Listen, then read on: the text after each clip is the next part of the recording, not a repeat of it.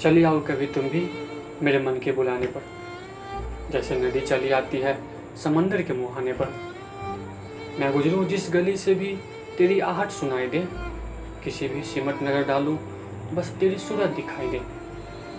भरम हर ले मेरे मन का रहम कर दे दीवाने पर। चली आओ कभी तुम भी मेरे मन के बुलाने पर। तू निर्मल नीर की धारा मेरा मन अश्क है खारा। तू तृष्णा की तरुण ताकत मैं बेसुध प्यास का मारा। लुटा दो सीप दामन के तेरी एक बूंद पाने पर। चली आओ कभी तुम भी मेरे मन के बुलाने पर। जिंदगी धुंध की चादर सुनहरी धूप लगती तुम। जब भी देखूं तेरी सूरत मेरा प्रतिरूप लगती तुम। अगर तुम साथ दो मेरा तो मैं छा जाऊं जमाने पर।